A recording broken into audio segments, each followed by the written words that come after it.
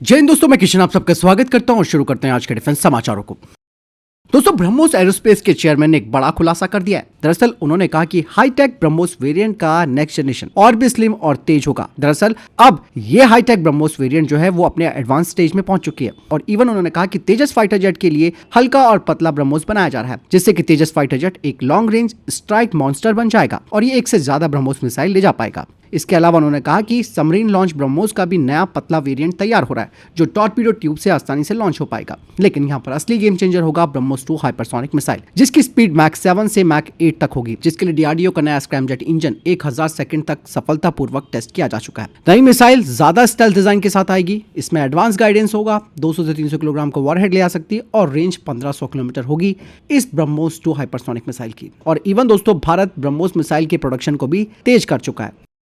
दोस्तों, भारत और इजराइल का डिफेंस सहयोग अब एक नए दौर में प्रवेश कर रहा है। अब बात सिर्फ हथियार खरीदने तक नहीं है, बल्कि सीधे इजरायली हथियारों का भारत में निर्माण शुरू होने जा रहा है। बता दें कि इजराइल अपनी हाईटेक डिफेंस मैन्युफैक्चरिंग यूनिट को मेक इन इंडिया के तहत भारत में शिफ्ट करने की तैयारी कर रहा है, जिसका मतलब साफ है कि इजरायली ड्रोन, मिसाइलें, एयर डिफेंस और एडवांस हथियार भारत में बनेंगे। इसकी शुरुआत तब हुई है जब हाल ही में भारत के रक्षा सचिव ने इजराइल जाकर एक नया बड़ा एमओयू साइन किया, जिसमें ज्वाइंट डेवलपमेंट, को प्रोडक्शन, एआई, साइबर टेक्नोलॉजी और आरएनडी जैसे बड़े क्षेत्र शामिल हैं। इजराइल की टेक्नोलॉजी प्लस भारत की इंजीनियरिंग क्षमता, जिससे कि भारत बनेगा वर्ल्ड क्लास हथियारों का हब। अधिकारियों ने कहा कि अगले 6 महीनों से 1 साल में इसका असर भी दिखना शुरू हो जाएगा। भारत की पॉलिसी अब बदल चुकी है। भारत सिर्फ हथियार नहीं खरीदता, बल्कि इन्हें अपने यहाँ बनाता है, साथ ही अपनी टेक्नोलॉजी भी विकसित करता है और दुनिया को एक्सपोर्ट भी भारत करेगा। इजराइल के लिए दोस्तों ये स्ट्रैटेजी खत्म इसीलिए है क्योंकि एक छोटा देश होने की वजह से उसका जो हथियार उद्योग है वो हमेशा खतरे में रहता है। लेकिन अगर भारत में उसके हथियार बनते हैं तो उसकी सप्लाई चेन सुरक्षित रहेगी। और आने वाले सालों में भारत $250 अरब के हथियार खरीदने वाला है और भारत और इजराइल की साझेदारी भारत को एशिया का सबसे बड़ा डिफेंस मैन्युफैक्चरिंग पावर हाउस बना सकती है। फिलहाल इजराइल की इस नई स्ट्रैटेजी पर आपकी क्या राय है दोस्तों? कमेंट सेक्शन में लिखकर जरूर बताइएगा।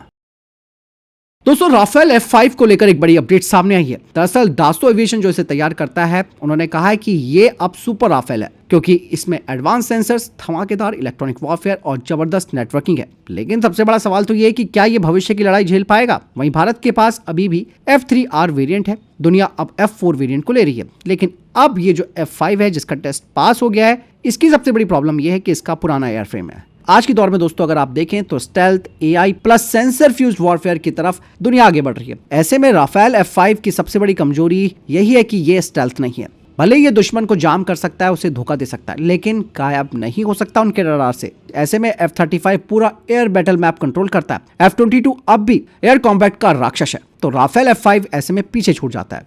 लेकिन अगर कीमत की बात की जाए तो इसकी कीमत या तो F35 जितनी होगी या इससे ज्यादा हो सकती है। मतलब एडवांस होते हुए भी राफेल F5 स्टेल्थ जनरेशन के मुकाबले काफी पीछे है। इसलिए एक्सपर्ट्स ये कह रहे हैं कि जिनके सामने ताकतवर दुश्मन है तो उन्हें राफेल F5 चुनने से पहले 100 बार सोचना चाहिए। फिलहाल दोस्तों आपकी क्या राय है? राफेल F5 सुपरजेट है या फिर एक महंगा भ्रम पैदा ये कर रहा है? कमेंट सेक्शन में लिखकर जरूर बताइएगा। इसके अलावा दोस्तों, भारत की सबसे खतरनाक पर्ले क्वाजी बैलिस्टिक मिसाइल अब और भी घातक होने जा रही है। इसमें एक बड़ा मॉडिफिकेशन कर दिया गया है।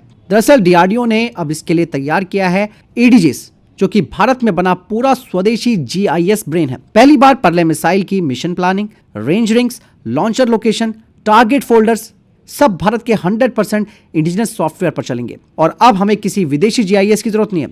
मतलब कोई बैकडोर रिस्क नहीं रहेगा। डीआरडीओ के सीआईआर ने इस सिस्टम को तैयार किया और फिर इसे माइक्रोजेनेसिस टेक सॉफ्ट को टेक ट्रांसफर भी कर दिया है और अब इसे परले की जरूरतों के हिसाब से कस्टमाइज किया जाएगा। ये जो ईडी सिस्टम है दोस्तों, वो क्या करेगा ये भी जानना जरूरी है। दरअसल ये हर लॉन्चर की रियल टाइम लोकेशन बताएगा, अलग अलग वॉरहेड के हिसाब से ऑटो रेंज मैप को एडजस्ट करेगा, दुश्मन के रडार कवरेज और एयर डिफेंस जोन ओवरले करेगा, shoot and scoot route planning करेगा, टेरेन मास्किंग यानी कि कहां छुपकर लॉन्च करना है, ये सब कुछ इसके जरिए हो पाएगा। सबसे बड़ी बात यह है कि यह सिस्टम ऑफलाइन काम करेगा, मतलब जैमिंग में भी, वॉर जोन में भी, किसी भी सैटेलाइट पर यह निर्भर नहीं रहेगा। 2026 से 2027 में जब पर्ले रेजिमेंट ऑपरेशनल होगी, उनके कमांडर भारतीय मिसाइलों को भारतीय मैप पर भारतीय कोड से ऑपरेट करेंगे और ये क्षमता दुनिया के सिर्फ कुछ देशों के पास है। ऐसे में दोस्तों आपको क्या लगता है, भारत की ये जो पर्ले की नई क्षमता है वो भारत की स्ट्राइक पावर को कहां ले जाएगी? कमेंट सेक्शन में लिखकर जरूर बताइएगा। वहीं दोस्तों भारतीय वायुसेना अब एक बड़ा स्टेप उठा रही है। दरअसल फ्रांस के scalp easy stealth cruise missile को रशियन फाइटर जेट्स यानी कि Su-30 MKI और MiG-29 पर लगाने की कोशिश कर रही है। लेकिन प्रॉब्लम तो ये है कि MBDA इसके लिए तैयार नहीं है। लेकिन यहाँ पर दोस्तों इंडियन एयरफोर्स ने MBDA को एक बड़ा जवाब दिया। इंडियन एयरफोर्स ने कहा कि भाई तुमने यूक्रेन के पुराने Su-24 पर स्कैल्प मिसाइल को तो बहुत जल्दी फिट कर दिया, तो भारत के Su-30 पर क्यों नहीं कर पा रहे। दोस्तों इस मिसाइल की रेंज 560 किलोमीटर है। ये 450 किलोग्राम का वॉरहेड और स्टेल्थ प्रोफाइल के साथ एक हाई प्रिसीजन डीप स्ट्राइक हथियार है। और ऑपरेशन सिंदूर के दौरान इंडियन एयरफोर्स के रफाल इसी स्कैल्प से पाकिस्तान के यूएवी हैंगर और उनके ढांचे को बेसटीकता से खत्म कर दिया था। भारतीय वायुसेना के पास 36 रफाल हैं, इसीलिए स्कैल्प को Su-30 और MiG-29 पर लगाना जरूरी है ताकि बड़ी फ्लीट से स्टैंड ऑफ स्ट्राइक हो सके। हालांकि भारत के पास ब्रह्मोस जैसा सुपरसोनिक हथियार है, लेकिन भारत के पास लो ऑब्जर्वर सबसोनिक ALCM की अभी कमी है। और निर्भय को लेकर आप सवाल पूछ रहे थे, दरअसल निर्भय प्रोजेक्ट में अभी देरी हो रही है। इसी वजह से भारतीय वायुसेना स्कैल्प ईजी को रशियन प्लेटफॉर्म पर लगाने की बात कर रही है। और यही नहीं दोस्तों, तेजस मार्क 2 पर भी स्कैल्प लगाने की स्टडी शुरू हो चुकी है। पर प्रॉब्लम अब Su-30 MKI पर लगाना मुश्किल हो रहा है, क्योंकि इसमें रशियन एवियोनिक्स और फ्रेंच वेपन का बड़ा इंटरफेस गैप है। लेकिन इंडियन एयरफोर्स प्रेशर तो दे रही है MBDA के ऊपर, पर MBDA को डर ये है कि सेंशन और टेक्नोलॉजी लीकेज का जोखिम यहाँ पर बढ़ सकता है उनके लिए। और अब ये देखना दिलचस्प होगा कि क्या फ्रांस भारत के स्ट्रेटेजिक प्रेशर को मानकर स्कैल्प को Su-30 पर फिट करने के लिए हरी झंडी देता है या नहीं। फिलहाल आपको क्या लगता है इस बारे में, कमेंट सेक्शन में लिखकर बताएगा। दोस्तों इंडियन नेवी साल 2026 के अंत तक कंटिन्यूअस एट सी डेटरेंस यानी कि हमेशा समुद्र में एक न्यूक्लियर सबमरीन तैनात रखने की क्षमता हासिल करने जा रही है। और ये पॉसिबल होगा चौथी अरिहंत क्लास SSBN S4 के इंडक्शन के बाद। भारतीय नौसेना के पास अभी 2 ऑपरेशनल SSBN है, INS अरिहंत और INS अरिघा। तीसरी सबमरीन S4 2026 की शुरुआत में आने वाली है और उसके तुरंत बाद S4 स्टार भी फ्लीट में शामिल हो जाएगी। और इन चारों सबमरीन का जो रोटेशन है दोस्तों, वो इस तरीके से चलेगा कि एक समुद्र में पेट्रोल पर रहेगी, एक तैयार स्थिति में रहेगी, बाकी 2 मेंटेनेंस और रिफिट में रहेंगी। यानी कि भारत अब किसी भी समय अपनी दूसरी स्ट्राइक क्षमता को बनाए रख सकता है। S4 और S4 स्टार दोनों अरिहंत क्लास के बड़े और अपग्रेडेड वेरिएंट है। इनमें ज्यादा डिस्प्लेसमेंट है और लंबी रेंज की बैलिस्टिक मिसाइल ले जाने की क्षमता है। इवन 2030 के बाद इंडियन नेवी की असली गेम चेंजर होगी S5 क्लास की सबमरीन, जो 13,500 टन वजनी होंगी। 190 मेगावाट का रिएक्टर इनमें लगा होगा और इनमें 24 से ज्यादा मिसाइल ट्यूब्स होंगी। लेकिन अभी के लिए S4 स्टार का आना भारत के लिए जरूरी है। दोस्तों हाल ही में इंडियन आर्मी ने कुछ ड्रोन ट्रायल्स किए और ये ड्रोन ट्रायल्स दोस्तों ऐसे नहीं थे। ये ड्रोन ट्रायल्स बिल्कुल वैसे थे जैसे ऑपरेशन सिंदूर की जैसी कंडीशन थी, उस तरीके के हालात में कंपनियों से कहा गया कि उनके ड्रोन्स के ट्रायल्स होंगे। लेकिन यहाँ लगभग सारे भारतीय ड्रोन फेल हो गए। सिर्फ कुछ कंपनियां बच पाई जो इस चीज को सस्टेन कर पाई। अब दोस्तों भारतीय सेना ट्रायल्स में कोई नरमी नहीं दिखा रही है।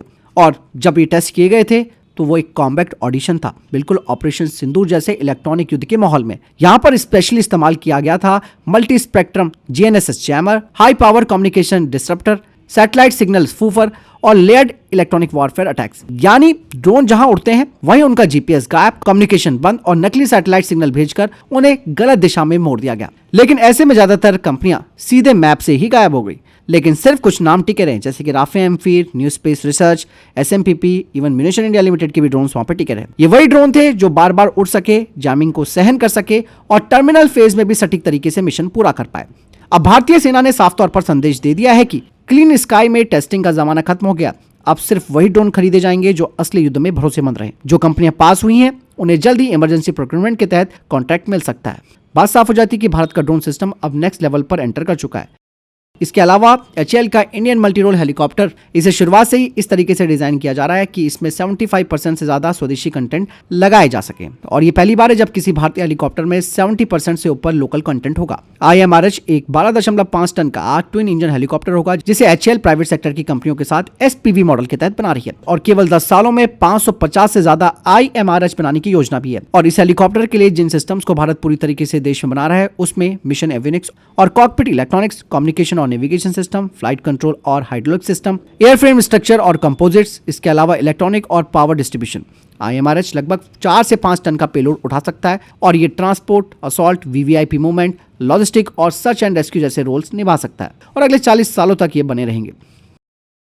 वहीं दोस्तों बांग्लादेश ने ऑफिशियली तौर पर इटली के साथ 12 यूरोफाइटर टाइफून फाइटर जेट्स की खरीद का समझौता कर लिया है। ये सौदा बांग्लादेशी एयरफोर्स के लिए अब तक का सबसे बड़ा और सबसे आधुनिक फाइटर जेट अपग्रेड माना जा रहा है। यूरोफाइटर टाइफून दोस्तों दुनिया के सबसे एडवांस मल्टी रोल फाइटर्स में से एक है, जो सुपरसोनिक स्पीड, पावरफुल रडार और आधुनिक हथियारों से लैस है। इस डील के बाद बांग्लादेशी एयरफोर्स की हवाई ताकत में जबरदस्त बढ़ोतरी होगी और क्षेत्रीय एयर पावर बैलेंस पर भी इसका असर देखने को मिल सकता है। दोस्तों भारत का स्वदेशी फाइटर जेट प्रोग्राम अब काफी तेजी से आगे बढ़ रहा है। दरअसल एचएएल इस वित्तीय वर्ष के खत्म होने से पहले 7 Tejas mark 1 fighter jet Indian air force को सौंपने की तैयारी कर रही है और जी ने हाल ही में 5वां F404 इंजन सौंप दिया है, जिससे तेजस मार्क 1 की असेंबली लाइन तेजी से आगे बढ़ रही है। और इवन दोस्तों अस्त्र मार्क 1 और एएसआरएम के सभी एयर टू एयर ट्रायल्स भी इस फाइटर जेट के माध्यम से सफल रहे, जबकि 100 और लेजर गाइडेड बमों का फाइनल टेस्ट जल्द ही पूरा हो जाएगा। वहीं दोस्तों तेजस मार्क 2 की पहली उड़ान अब और ज्यादा करीब है। दरअसल एडीए ने एयरक्राफ्ट के परफॉर्मेंस मॉडल को अपडेट करने के लिए एक नया टेंडर जारी किया, जो फर्स्ट ब्लॉक फ्लाइट की तैयारियों में सबसे महत्वपूर्ण माना जाता है। इस वर्क पैकेज में एरोडायनेमिक डेटा सेट, नए F414 इंजन के साथ प्रपल्शन डेटा सेट, शुरुआती उड़ानों के लिए परफॉर्मेंस प्रिडिक्शन मॉडल और टेस्ट पायलटों के लिए परफॉर्मेंस चार्ट शामिल है। वेंडर टीम एडीए और टेस्ट पायलट ग्रुप के साथ मिलकर शुरुआती उड़ानों की प्लानिंग, डेटा एनालिसिस और रियल टाइम फीडबैक में मदद करेगी। पहली उड़ान शुरू होते ही दोस्तों असली उड़ान डेटा से मॉडल को अपडेट किया जाएगा, ताकि तेजस मार्क 2 का एरोडायनेमिक और इंजन परफॉर्मेंस बिल्कुल सटीक रूप से वैलिडेट हो सके। ये टेंडर इस बात का भी दोस्तों संकेत है कि तेजस मार्क 2 अब अपने उड़ान परीक्षण चरण के बिल्कुल दहलीज पर पहुंच गया। दोस्तों भारतीय सेना ने एक गेम चेंजर क्षमता हासिल कर ली है। दरअसल अब हमारे स्नाइपर सीधे ध्रुव हेलीकॉप्टर से उड़ते हुए टारगेट को हिट कर सकते हैं।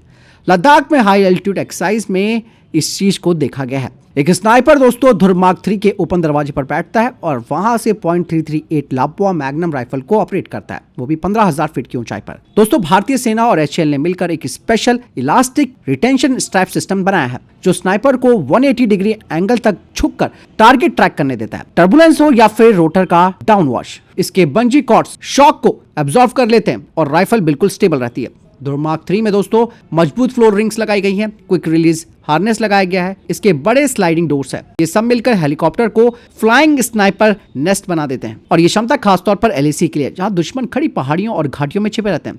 और अब ध्रुव बॉर्न स्नाइपर 1500 मीटर दूर टारगेट को मिनटों में नहीं बल्कि सेकंडों में खत्म कर सकता है। तो फिलहाल इधर देखिए टॉप डिफेंस अपडेट। वीडियो के सामने कोई प्रश्न जवाब है, आपको कोई सवाल है, कमेंट सेक्शन में लिखकर जरूर पूछिएगा। वीडियो को लाइक और शेयर जरूर कीजिएगा। जय हिंद, वंदे मातरम।